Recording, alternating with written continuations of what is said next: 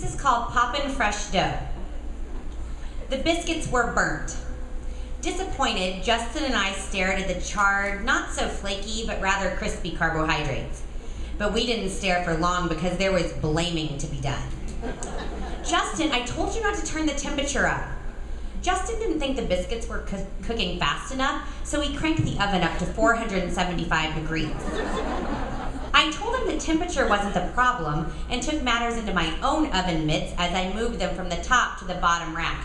Abbie, look at those things. I told you not to move them to the bottom rack. Now, these biscuits were not supposed to be complicated. These were a place and bake great value variety that come popping out of the can. Justin won't open the can. He has poppin' fresh dough-phobia, meaning that he squeals, screams, and jumps into a chair when the dough pops free from the tube.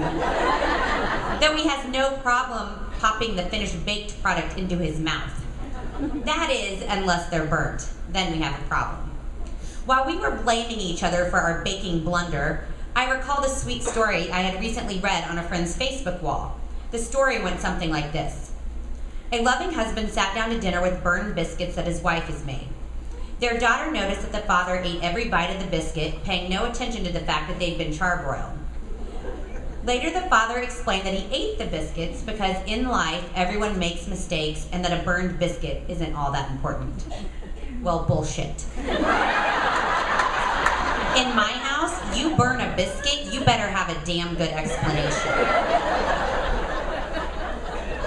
I relayed the story to Justin and told him that we should think about the lessons we're teaching our children, and that, like the loving couple in the story, we should strive for tolerance. He grumbled and sat down to eat his drunken pork chops. Yes, drunken pork chops, that's what they're called. Apparently there are farmers somewhere drinking moonshine with their livestock. Sounds like a party I'd like to go to. That is until all the slaughtering begins. Anyways, I resolved that I would take the lead, I would teach him by example. Surely over time he would mimic my loving nature and patience, and we would set an example that our children would someday write about. Abbie, he said, try these pork chops, they're really good. I took a bite off his fork, chewed a bit, then let that drunken pig meat fall right out of my mouth onto the plate. I'm sorry, that tastes like vomit. Yes, someday these are the stories my children will tell. Mommy used to make us burnt biscuits, Daddy used to get drunk with pigs, and we all lived mostly happily ever after.